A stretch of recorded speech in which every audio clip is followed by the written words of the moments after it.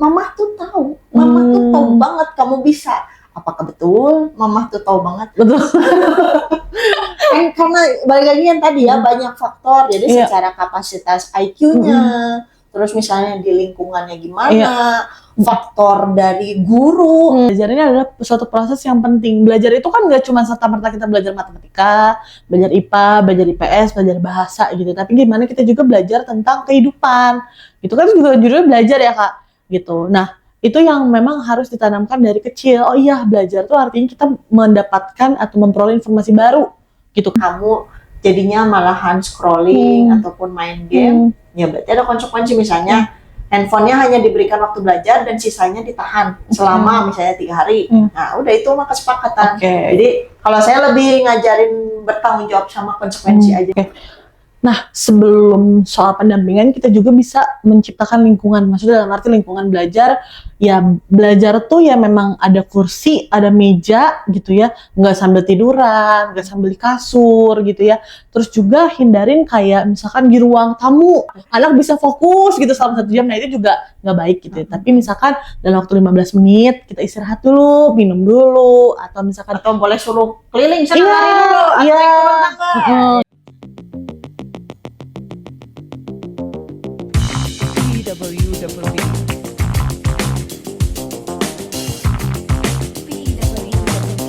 Oke, selain pendampingan berarti penting juga untuk penerapan aturan juga ya. Jadi pola asuh ya.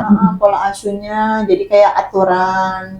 Kalau menurut Kak Dela, belajar itu gimana sih baiknya gitu? Kalau kayak anak SD misalnya setiap hari harus belajar berapa jam, anak SMP ada nggak ada tugas atau ulangan harus belajar juga nggak sih sebenarnya? Oke. Kalau untuk anak-anak SD kelas 1 gitu ya, itu kan mereka masih proses secara perkembangan gitu ya Kak.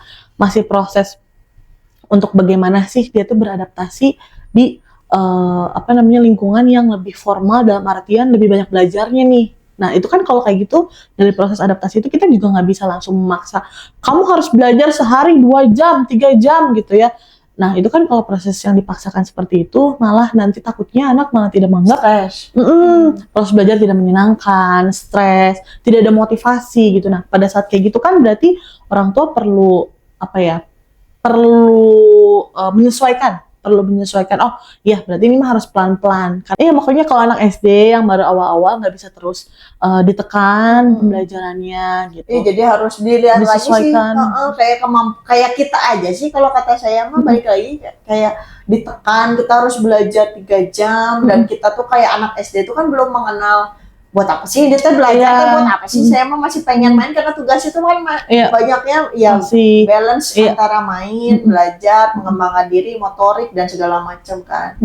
Gitu. Kalau di udah kelas besar menurutku sebetulnya lebih kepada dari kecil tuh sudah ditanamkan bahwa dibudayakan, dibiasakan bahwa proses belajar ini adalah suatu proses yang penting. Belajar itu kan nggak cuma serta-merta kita belajar matematika, belajar IPA, belajar IPS, belajar bahasa gitu. Tapi gimana kita juga belajar tentang kehidupan.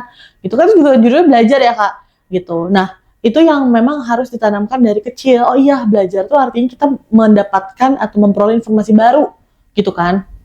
Nah, ketika sudah remaja, itu tuntutannya adalah mereka belajar bagaimana mempersiapkan mereka tuh kan kalau masuk SMA itu kan udah ada IPA IPS kan. Nah bagaimana mengarahkan mereka nih, kamu minatnya sukanya yang mana gitu. Oh kamu lebih suka ternyata hal-hal yang berbau IPA misalnya. Nah itulah kita persiapkan dia.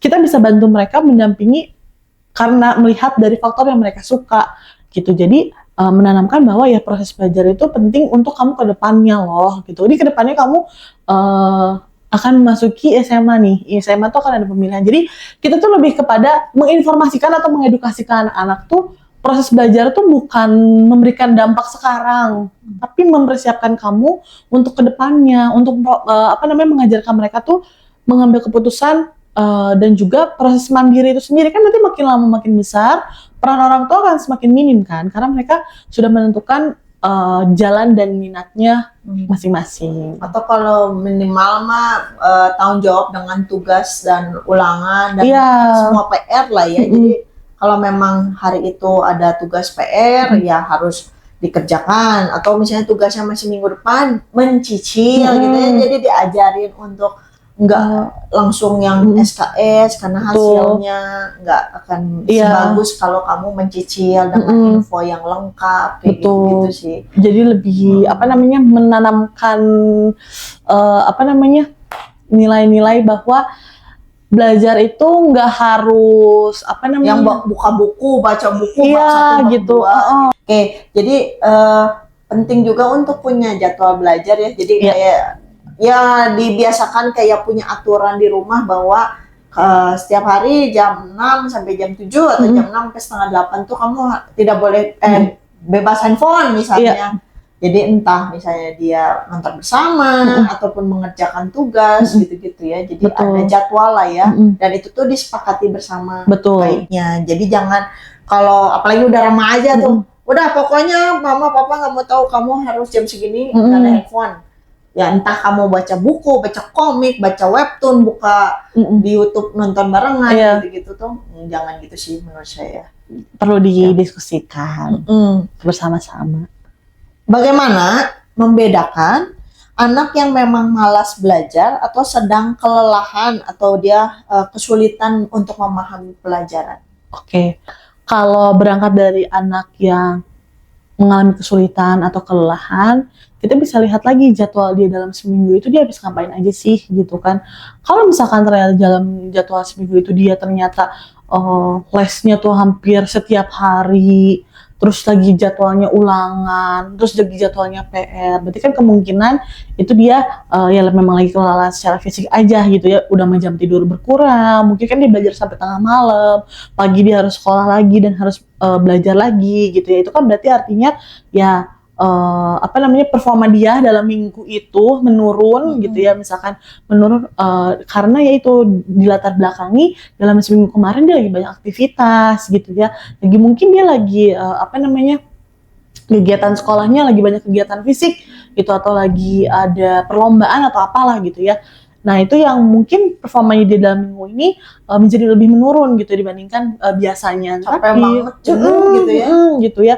Jam tidur juga jadi berpengaruh dan lain sebagainya. Tapi kalau mungkin anak-anak yang tanda kutip malas gitu ya, nah itu biasanya disertai dengan diciri-cirikan gitu ya, mungkin dia tidak untuk tanggung jawab sehari-harinya pun kayak PR tidak mengerjakan, tidak menganggap bahwa tanggung jawab dia tuh adalah untuk belajar dan mengerjakan tugas. Nah itu kan udah maksudnya ya tanggung jawab kita sebagai pelajar adalah mengerjakan PR, belajar gitu ya, dan mengulas materi lagi ketika sudah ini. Tapi kalau misalkan anak-anaknya kelelahan sih tadi sih. Kalau dari kakak? Kalau saya sih lebih ngelihatnya kalau malas itu sama dengan tidak bertanggung jawab aja sih. Ya, nah itu jadinya jadi nggak ngerjain PR ya gitu kan. Jadi dia tanggung jawab dia itu tidak dilakukan dengan baik. Nah itu mungkin kan ada masalah di pola asuhnya gitu ya. Kita tidak mengajarkan yang tadi pentingnya belajar, kenapa sih harus belajar, atau kita malah terlalu membebaskan tanpa kontrol. Jadi anak tuh nggak dikontrol, dia udah ngerjain lagi apa ya, jadi gitu sih. Ya jadi memang perlu peran orang tua. Jadi dibedakan sih itu antara memang dia capek, males, ataupun lagi burn out, itu beda sih. Oke, terus kalau semua anak dilesin akhirnya itu membawa dampak yang positif atau yang negatif menurut Kak Della? Oke, kalau terlalu banyak beban lesnya gitu ya. Nah sebetulnya dilihat lagi tadi dari tuntutan perkembangannya, lihat juga dari minatnya gitu ya. Dan orang tua juga perlu bijak. Kalau misalkan memang anaknya dalam artian memang dia minat di berbagai bidang gitu ya, coba kita lakukan lagi memvalidasi minat itu, misalkan lewat tes bakat minat gitu ya, tes bakat minat bener nggak sih gitu ya, secara misalkan dia punya tiga kesukaan gitu ya. Nah sebetulnya apa yang paling dominan dan paling sesuai dengan kapasitas dia itu apa? Karena kita juga nggak bisa pungkirin bahwa aktivitas di sekolah juga kan udah padat ya gitu, dan aktivitas anak juga nggak hanya soal belajar dan les aja, tapi bagaimana juga kualitas dengan orang tuanya di rumah, terus juga bagaimana dia bersosialisasi dan sebagainya. Jadi menurutku les yang banyak boleh gitu ya, boleh, asal memang sudah kesepakatan antara anak dan orang tua dan tidak memberikan dampak yang negatif terhadap anak. Artinya mengganggu konsentrasi gitu ya. Misalkan anak udah capek banget seharian gitu ya, nyampe rumah teh udah nggak ada tenaga gitu ya, mau ngerjain PR juga nggak bisa, udah capek banget kan seharian les gitu, sampai akhirnya ngerjain PR sampai malam, besoknya juga kan jadi berdampak, bangunnya terlambat, di sekolah jadi ngantuk. Nah, kalau udah ada terjadi ciri-ciri gitu, nah orang tua perlu bijak, pilihlah mana les yang memang sekiranya paling sesuai dengan minatnya dia, dan paling sesuai secara dalam arti tidak menguras energi yang berlebihan dan lain sebagainya. Dan harus dicek juga ini tuh anaknya yang mau minta atau cita-cita orang tua yang Oh iya benar. Itu juga jadi bahasan ya, ternyata katanya jangan sampai ternyata yang dilesin tuh inner child parents-nya gitu ya katanya. Ya betul-betul. Harus dicek lagi ya. Jangan sampai jadi membebani anak, jadi ujungnya tuh anak jadi malas belajar, jadinya tuh yang tadi membenci belajar. Iya. Oke, berikutnya nih Kak Della, gimana cara kita menghadapi anak yang kalau belajar tuh terdistraksi sama gadget? Oke, berarti ini terdistraksi dalam hal gadget ya Kak? Kan yang perlu kita tahu juga ya Kak, sekarang tuh banyak anak-anak yang belajar pakai gadget. Nah, kalau menurut kamu ini sendiri jadi gimana dong? Kalau kondisinya demikian? Jadi kayak dari SD udah pakai gadget juga? Kalau SD beda lagi kan Kak? Kalau SD enggak, kalau SMP gitu ya. Mulai SMP kan sekarang banyak e-book gitu, kayak keponakan aku gitu ya. Kalau misalkan aku tanya gitu ya, kok kamu belajar tapi buka HP? Iya, aku materinya dari HP gitu. Kalau kayak gitu gimana Kak respon kita baiknya? Kalau saya sih sepanjang memang dia bertanggung jawab dan itu tuh memang digunakan gitu ya, lagi lihat e-book dan terpantau memang dia bertanggung jawab, nggak apa-apa sih. Yang jadi masalah tuh kalau misalnya lihat e-book terus kan susah. Kalau susah tuh kecenderungan anak kan jadi males ya. Terus jadi pindah. Nah, dipindahin jadi ngeliat TikTok. Nah, itu sih yang bermasalah. Nah, itu yang sulit dikontrol kan Kak. Kalau saya sih lebih ke kontrol dari orang tua. Jadi dibicarain gitu. Memang sekarang kita tahu selalu menggunakan gadget gitu yang nggak bisa lepas dari handphone lah ya jadinya. Tapi ya bertanggung jawab aja, kalau memang waktunya menggunakan gadget, silakan. Mama papa tidak membatasi atau misalnya mama papa mempersilahkan kamu untuk mabar, untuk scrolling sosmed. Jadi ada waktunya. Jadi membuat persetujuan aja sih sama anak. Tapi jadi balik lagi ke konsekuensi kalau saya. Jadi kalau memang kamu waktunya belajar dan kamu ternyata misalnya guru protes ataupun hasilnya tidak oke karena kamu jadinya malahan scrolling ataupun main game, ya berarti ada konsekuensi. Misalnya handphonenya hanya diberikan waktu belajar dan sisanya ditahan selama misalnya 3 hari. Nah udah itu mah kesepakatan. Jadi kalau saya lebih ngajarin bertanggung jawab sama konsekuensi aja sih kalau saya. Kalau anak kecil lebih ya di timing ya, karena secara gadget juga ngefeknya jelek banget sih. Ya kan ke sosial, terus ke emosi, ke fokus. Jadi memang harus seminim mungkin. Kalau memang nggak perlu, enggak sih. Iya, betul. Sangat dikurangin ya Kak, kalau misalkan dalam proses belajar. Terus kalau misalnya anak yang nggak fokus, jadi itu ya gampang terdistraksi itu kalau lagi belajar, pendampingannya seharusnya gimana?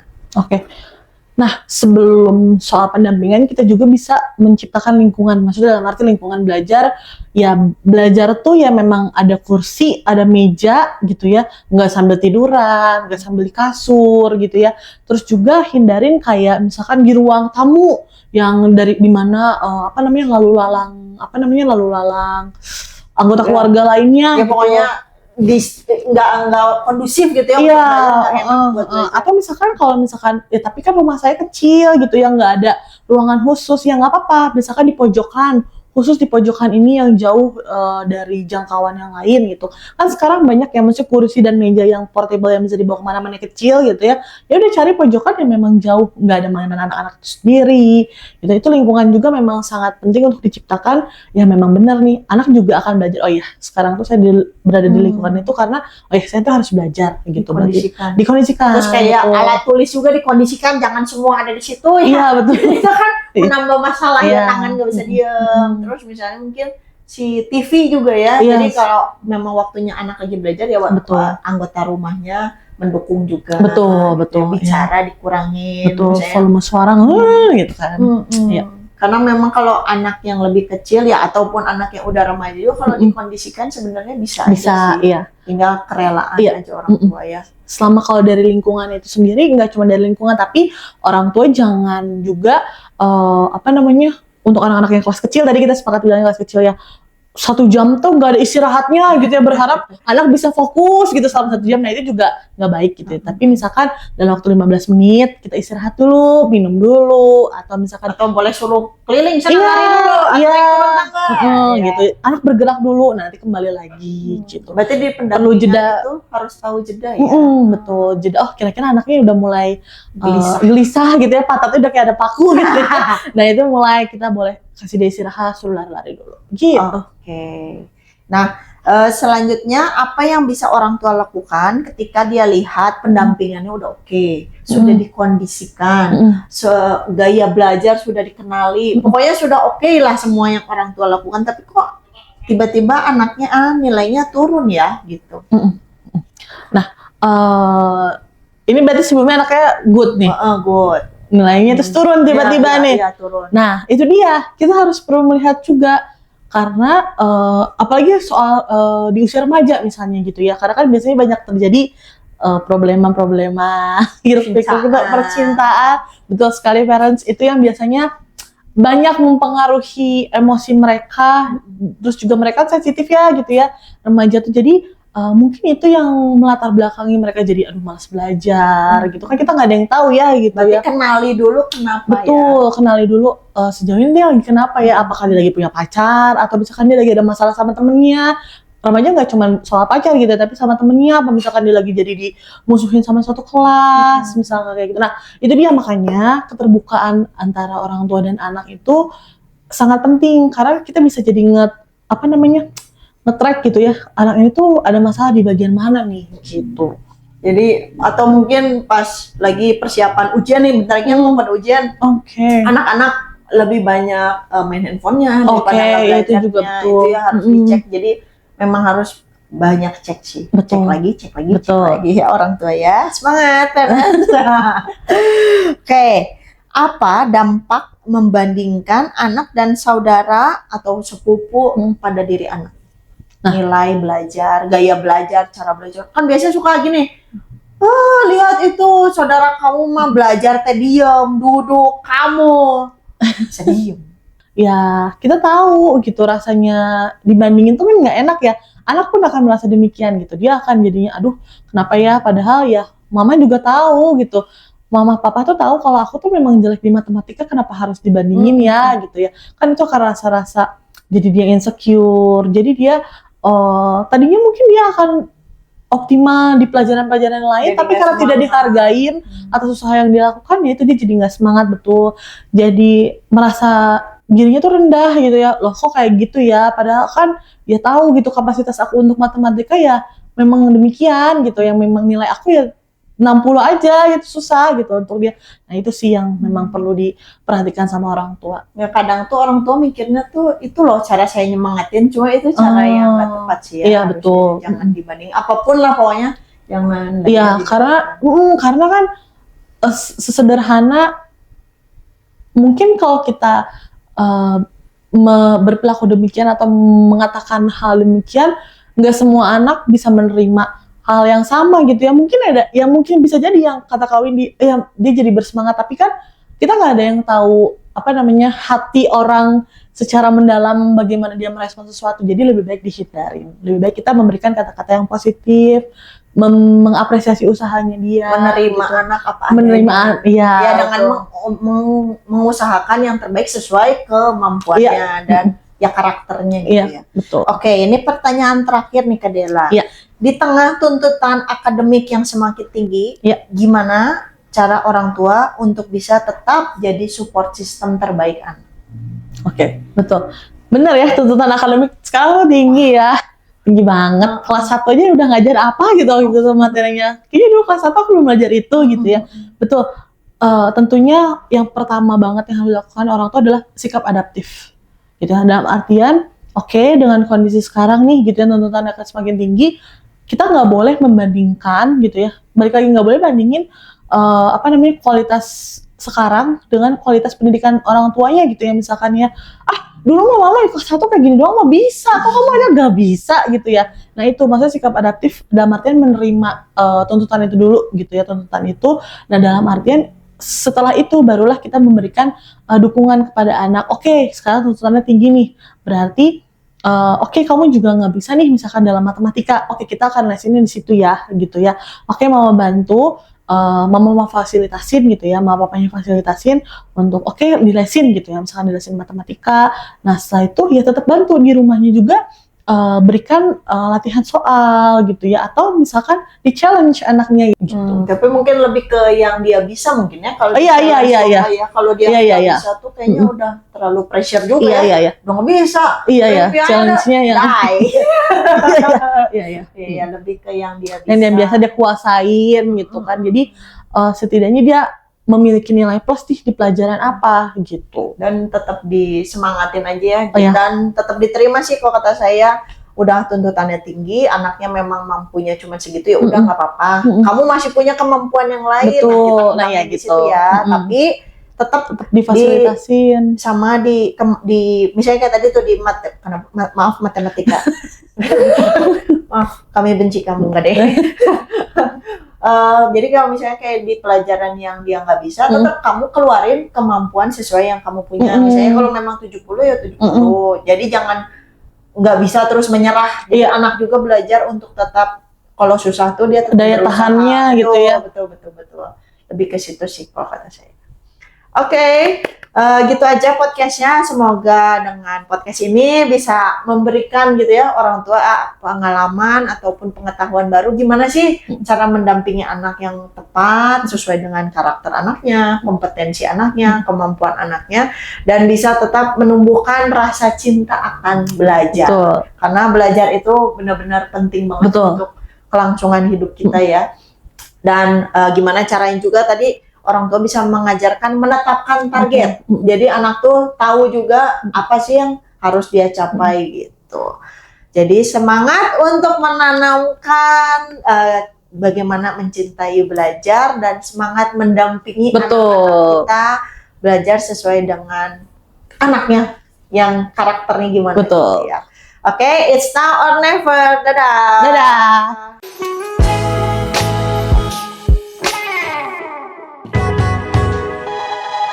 BWWB.